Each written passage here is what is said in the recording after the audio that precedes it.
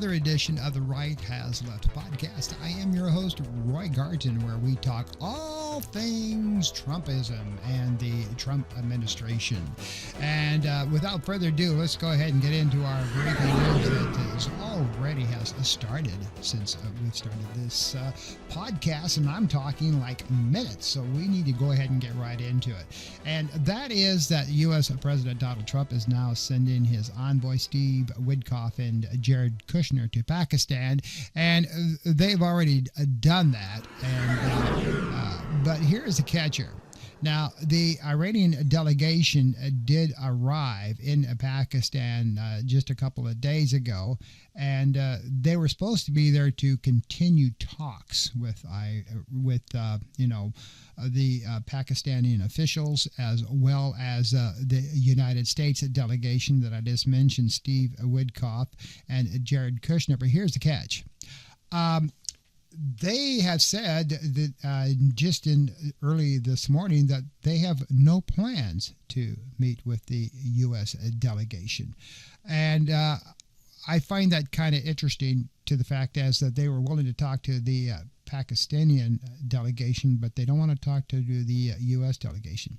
And in fact, they've already announced that they're going to resume their commercial air flights from Tehran. So, very, very interesting breaking news that has been going on, that the delegation does not want to meet with the U.S. delegation. Now, that obviously could change, but we'll have to wait and see what happens. Now, with the resumption of their commercial air flights from Tehran, it's kind of like it's business as usual with Iran, although they continue to mine the Strait of Hormuz. And, as I bring up this next slide, as you can see that the oil is not getting through even with the U.S. blockades. Now, we are exchanging tit-for-tat gunfire with the Iranian speedboats that are out there, planting those mines and creating havoc with the incoming ships. They are continuing to collect tolls from those incoming ships. But the fact of the matter is even with the U.S. firing on some boats, they actually fired on one boat that was carrying medical supplies. They said that they fired upon one boat that was carrying Chinese military weapons, when in fact China said that they weren't going to be supplying any weapons to the Iranian military. So we don't know what's going to be happening there. But again, the delegation was received by Pakistan's Foreign Minister Ishaq Darrar and Chief of Army Staff Field Marshal Asim Munir and other senior officials upon arrival. In a statement, it was said during the visit that they were expecting to meet with just the Pakistani and senior leadership to discuss the latest regional developments and ongoing efforts to promote regional peace and stability. However, as you're well aware of, with all of this conflict going on, and we do have extended ceasefire with Iran, and Israel has that extended ceasefire going on with their counterpart in Lebanon, but we are still at a stalemate. And so we're really not getting anywhere, ladies and gentlemen. It's still same old. Gas prices have dropped a few pennies in some areas, but not a lot. And so here we go, on and on and on. Now, Vice President J.D. Vance said he would be on standby for travel, the White House said. Trump said this past Thursday that Israel and Lebanon have agreed to extended ceasefire, which we already know about, and has been all by at least 3 more weeks. After talks at the White House, the meeting was on the second highest level of negotiation between the two countries since last week. The initial 10-day ceasefire, which took effect last Friday, has been due to expire this Monday. The Trump administration is placing economic sanctions on a major Chinese-based oil refinery and roughly 40 shipping companies and tankers involved in transporting Iranian oil.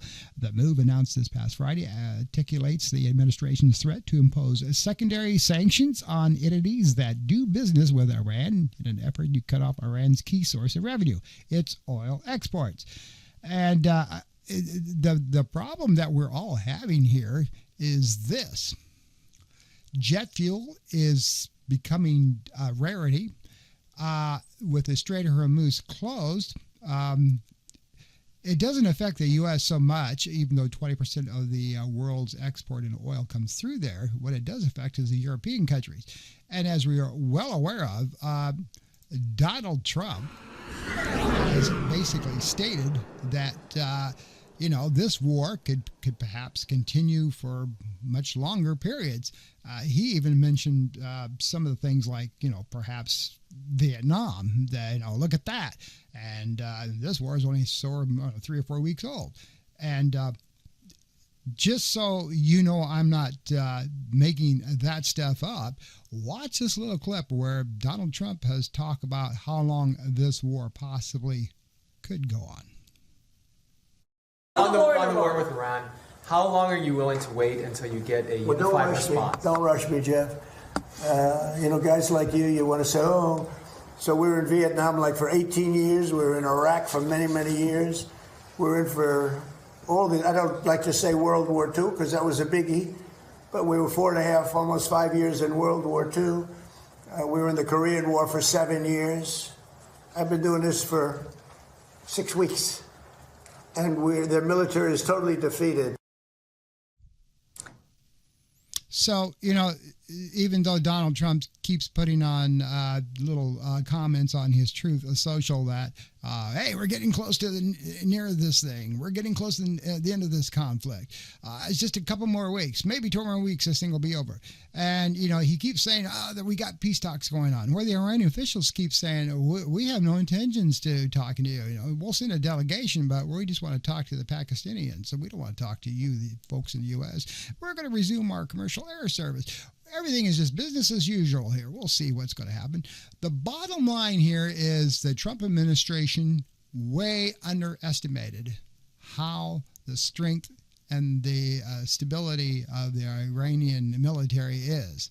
Now, whether they're getting extra support from the Chinese, that kind of looks like they may be.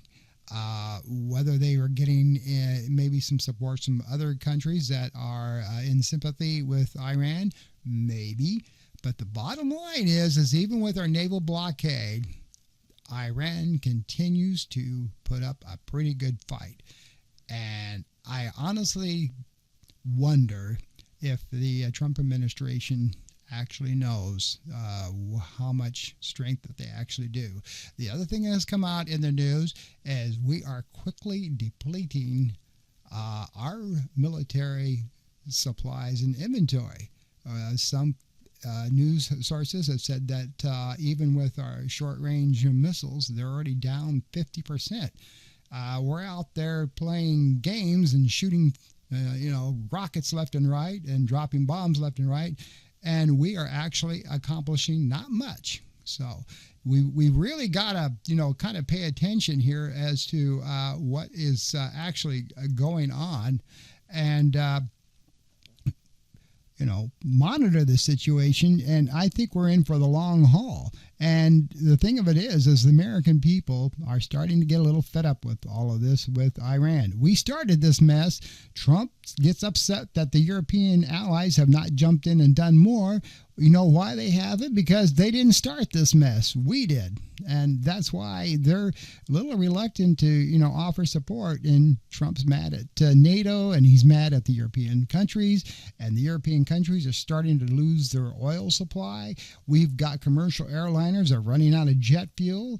And, and of course, as you heard on the news now, Trump wants to bail out Spirit Airlines, which has been in bankruptcy twice. And Trump knows a lot about bankruptcy because he's been there himself many, many times. And the reason they want to help out a private airline is because the Spirit Airlines' presence in major airports is what's keeping prices down for competition among other major airlines like Delta, American, United. And so, therefore, Spirit Airlines needs to be there to keep prices down. A lot of people are upset that, this is the whole idea of how our economy works, how capitalism works, may the best person win. And if you start a business that goes under, so be it. You either move on to something else, and that's how capitalism works. So putting millions of dollars of taxpayer money into a failing airline is something that we just have to look at. Now, so as you can see with the Iran conflict and the Strait of Hormuz, trying to be where it needs to be, which is open and it's been mined, we've got problems. And the U.S. Navy out there is probably doing the best they can. I'm not knocking our U.S. military. They're under orders to do what they got to do. But I am kind of knocking how the procedures is going, with Pete Hegseth in there playing, war games, thinking he's got a computer game in front of him.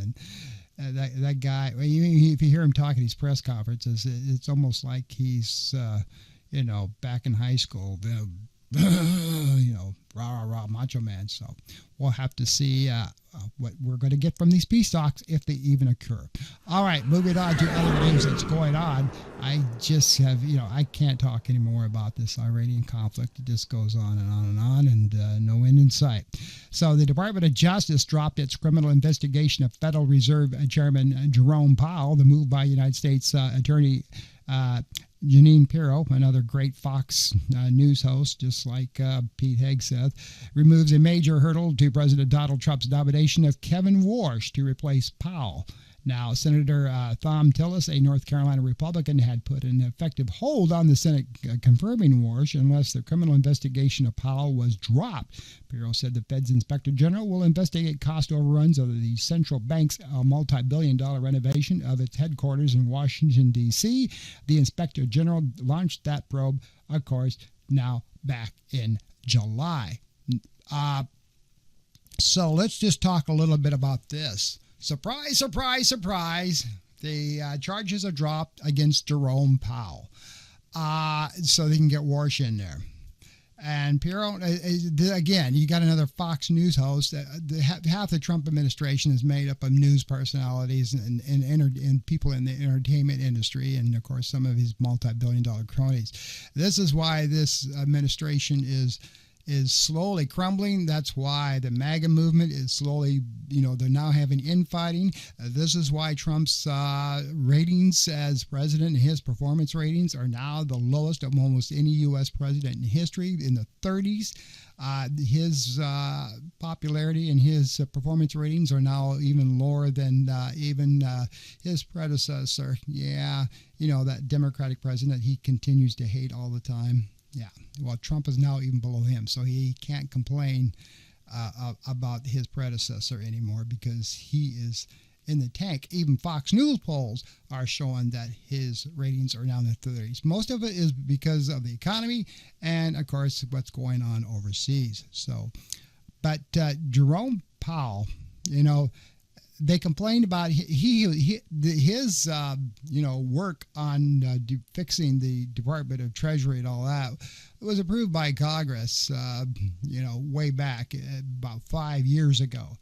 And here's Trump spending millions of dollars, billions of dollars actually, on his ballroom, and he wants to build this golden arch, and so he has no room to complain either. So it's just, I honestly wonder where the hell he's coming from.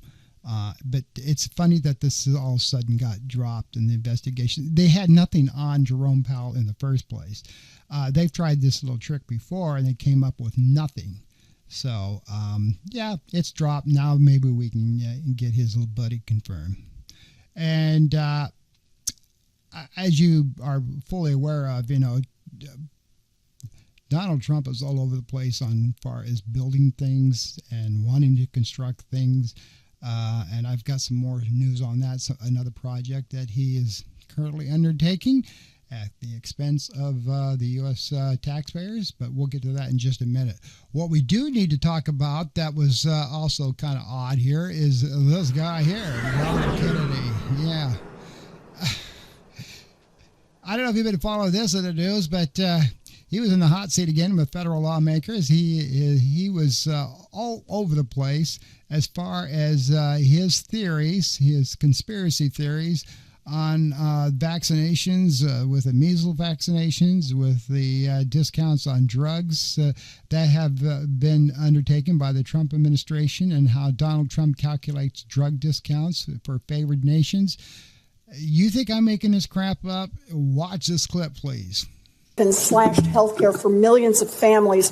The president pitched his Trump RX website as the answer for Americans who are worried about healthcare costs.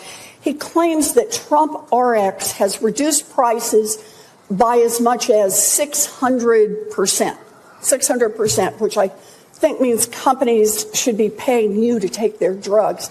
But let's do some real math here. Take one drug, Protonix, a 30-day supply of this heartburn medication, costs $200 on Trump RX. But there is an identical generic version of this pill called pantoprazole. Secretary Kennedy, do you know how much it costs for a 30-day supply of that drug at Costco?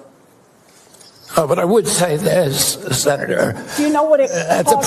President Trump has a different way of calculating. If there's two ways of calculating percentage. If you have a $600 drug and you reduce it to 10, that's a 600% reduction. But you know I only have 5 minutes. Do you know what the drug costs at Costco? I do not. Yeah. I love Trump's formula for discounting drugs at 600%, if you can believe that. If you actually look at how Trump is supposedly be discounting this stuff, it comes out to about 92, 93%, not 600%. I don't understand Donald Trump's mathematics, and I think Kennedy, they're trying to explain it. He doesn't understand either how that it works, but he sure the hell did his best.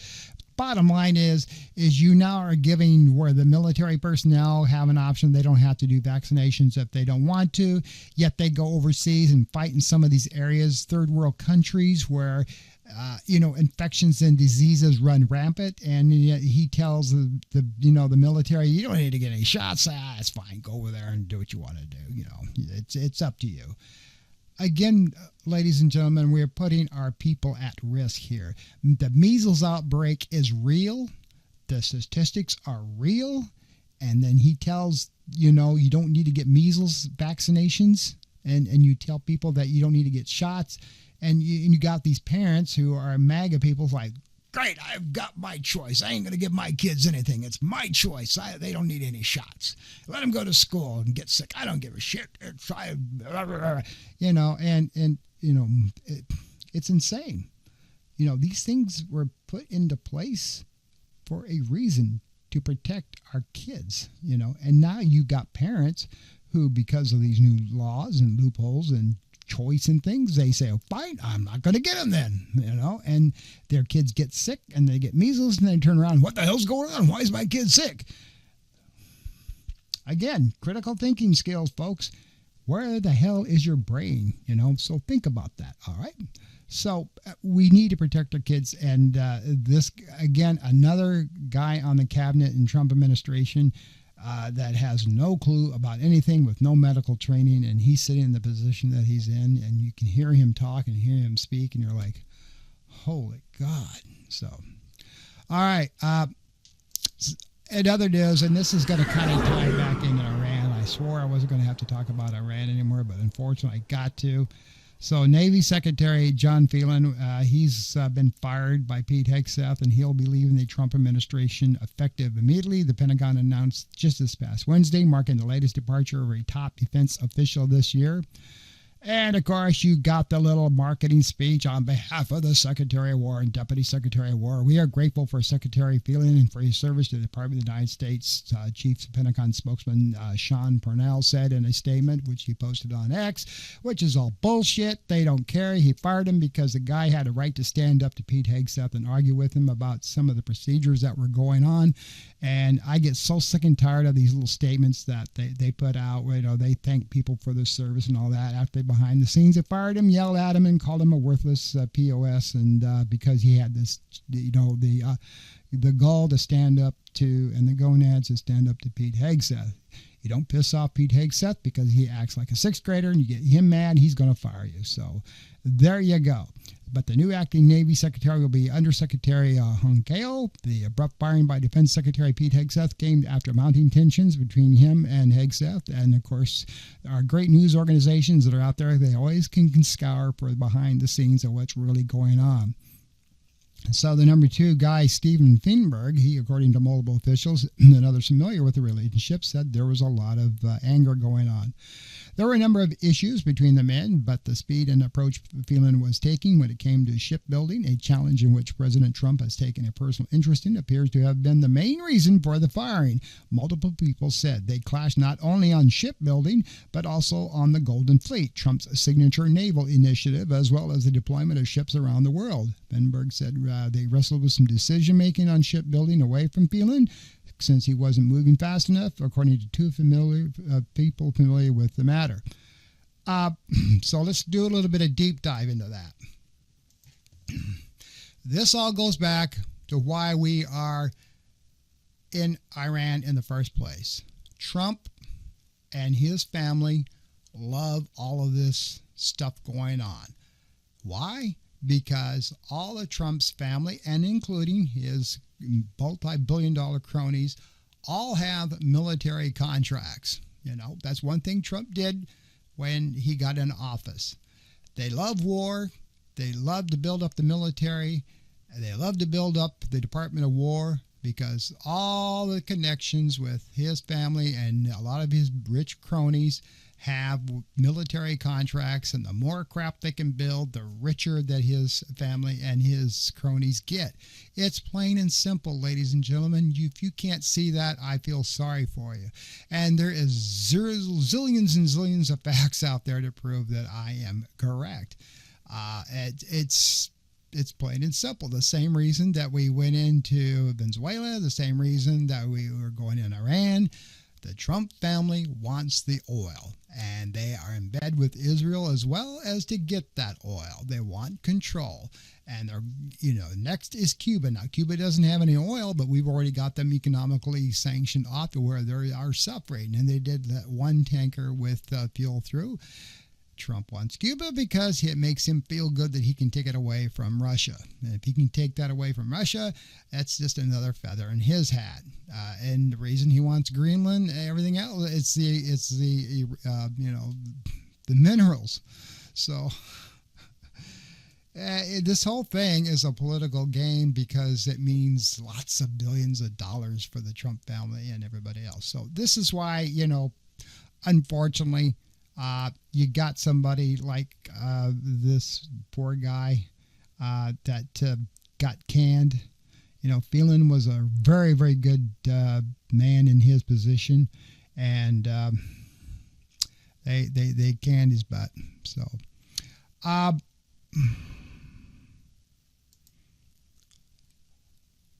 it breaks my heart that our country has gotten to this point to where it's all about money and nothing else. Everybody wants to get rich at the sacrifice of innocent, people, women, children, going after dropping bombs and all that. The more that we can spend on that, the richer other people get. And this guy here is the same thing. Shipbuilding. We'll take it at a slower pace. Pete Hague said, no, Trump wants more and more ships out there. Get your people ordering more ships so our contractors can make more money. I'm here to do the bidding of Donald Trump, and that's what you're going to do. He says, no, we'll take it at a slow pace. All right, the hell with you. You're fired. Yeah, so I'll find somebody that will do it. So this is what we're coming into, which brings me on to the other part of the news. And I was talking earlier about the internal falling apart of Trump's cabinet. So Labor Secretary Lori Chavez DeRemer is resigning from the Trump administration. The White House said Deputy Labor Secretary Keith Soderling will take over the department in an acting capacity. White House Communications Director Stephen Chung wrote. Chavez-Reimer's resignation follows the departures of other top officials in President Donald Trump's cabinet, including Homeland Secretary Kristen Noem and Attorney General Pam Bondi. Chavez-Reimer was reportedly facing an internal investigation into allegations that she used agency resources for personal trips and that she was having an affair with a member of her security team. Surprise, surprise, surprise. And you know who else next is going to probably be on this is our FBI director that we got in there too, Patel. He's doing the same exact crap, using our government resources for little trips around the world to have fun, get drunk, and party with his girlfriend. All right? So this woman here, she got caught. And there has already been media out there about Patel and his heavy drinking. Of course, he wants to sue Atlantic Magazine because he said that's a bunch of bull ass. That's a lie. I don't do that. The Atlantic says we stand by our story. We've got the facts. We've got the resources. We've got the photographs. What are you talking about? So, you know, I think Patel actually is going to be the next on the chopping block, and I do. All of these cabinet people that Trump has had in there they're all out there for their own, you know, ego and in a government position, just like a lot of our congressmen and our senators. You know, once they get the power and once they get the graft and once they, you know, can get into insider trading, that's another thing that's been coming up is there's been a lot of people who have been doing insider trading on the stock markets because they all got their ear to what Trump is doing. They know in advance it's happening. It's illegal as hell, but there's not going to be one damn thing done about it. Is because Trump controls the Department of Justice and everything else. So you've got all these people that are now doing insider trading and getting rich off the war effort because they know the moves days before it's publicly announced. And you can't tell me that's not happening. It's been proven in the media that it's going on. And again, on the Democratic side of Congress, they can't do anything because they're in the minority. But you wait till the midterms happen and things change. This shit's all going to stop. All right. It's going to hit the fan. You can bet my bottom dollar. So, you know, when you get all these people dropping like flies, like I said, I think Patel's going to be next, and we'll have to see if that's going to happen because he's also causing a huge embarrassment to Donald Trump. That's the other thing, you know, with Donald Trump. You don't embarrass him. If you do, you are gone. So as far as these people that, you know, are getting killed at a local level, here in the state of Florida, this woman here, of course, she finally resigned from Congress because the fact of the matter is that she got caught with her hands in the cookie jar too. McCormick here, she resigned because she was spending a lot of that COVID money illegally.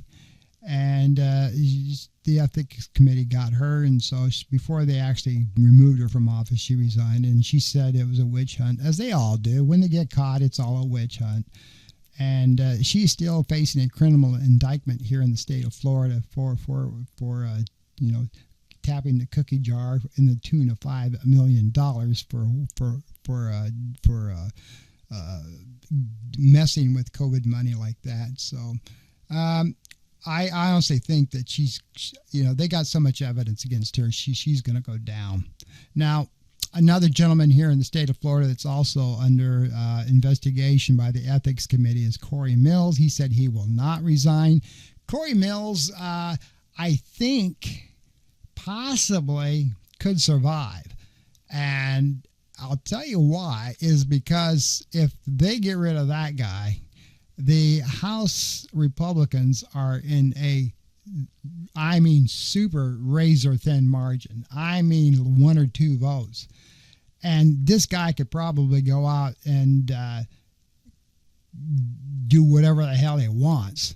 And he'll get a pass. I could be wrong. They possibly could remove him, but I don't foresee it happening. I don't. So they don't care about Sheila because she's a Democrat, so that's why they went after her. Even though the board is supposed to be bipartisan in the committee, Sheila was a sacrificial lamb because she's a Democrat. But Corey Mills, who's caught having an affair and doing some other things too, he's cool because he's a Republican. We'll have to wait and see what happens with him. But again, you've got Trump's cabinet falling apart and people resigning and getting caught, and then you've got here in Florida the same damn thing is going on. So on and on and on and on and on. Now, as I start to winding up this podcast, let's get into the other thing. I was talking earlier in this podcast about Trump's, little projects. You've got the ballroom. You've got his $1 billion arch that he wants to build in celebration of, he said the country is 250th birthday. That's all BS. It's basically he wants to leave his name and his legend all over the place. And because, his legacy is very important to him, even though his ratings are down the tube. But let's talk about the Lincoln Memorial, all right? Let's just talk about that. So what's going on there is the reflecting pool.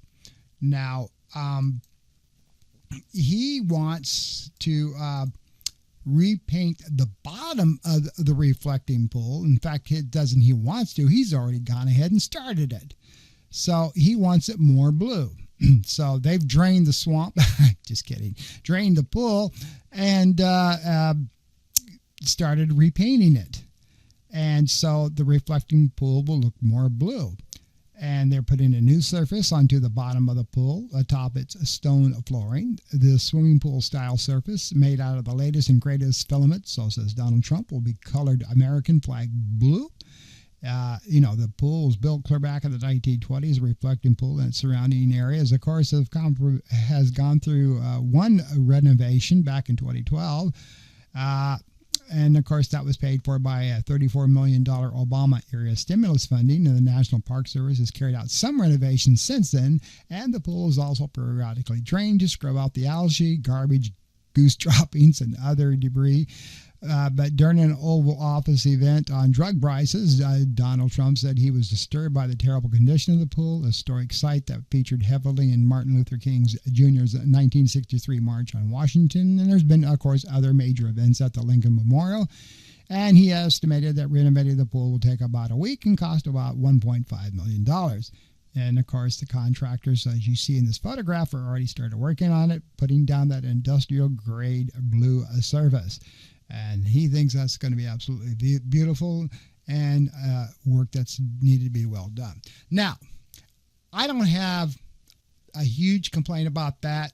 The pool, as you've just seen what I read, and what I read there, it has gone through, renovations throughout decades, and it does need it occasionally.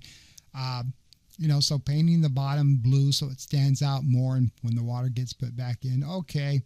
We'll give them a one-off on that because it needs to be taken care of, and it's a major tourist attraction. So, I'm not condoning the arch in this ballroom, but okay. So he's redoing the surface of the reflective pool.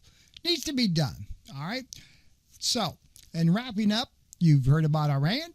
We don't know, in summary, whether the Iranians are going to meet with the U.S. officials. We'll I'll find out more about that probably on Monday in our podcast. I'll report on it.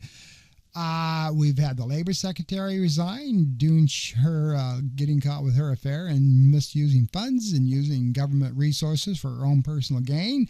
Exactly what Kash Patel does. He flies around with his girlfriend to parties and things and does the same thing. I think he's going to be next to go. Because the guy's just got that record, he's drinking too much. I think, our Secretary of State, he possibly could be getting into trouble. He makes these beautiful statements about how well the war is going on. And, yet nothing's getting accomplished. And of course, Trump, supports whatever he's doing, and Trump wants to keep the war dragging out because it's profitable to him and his family and to his people that have government contracting. That's why he wants to go before Congress and get billions and billions of dollars more. But the bottom line is, I think the American people will have the final say on this. There is just 0 to maybe 1% support for what's going on in Iran, because it isn't something that they came to us at. We started this thing, and now we're losing total respect from our European allies, and they are suffering because of it. And we have so far done nothing except, toss, cannon fire back and forth a little bit and gunfire. And something's got to break here, ladies and gentlemen, and we got to put an end to this. And when you've got a president right now, he's about a year and a half into his second term, and his approval rating is in the low 30s now. That's signaling that the people here in the U.S. are going, enough is enough. That's my podcast for this week. I hope you've enjoyed it. I look forward to your comments. Until next week, you try to have a good week. Take care.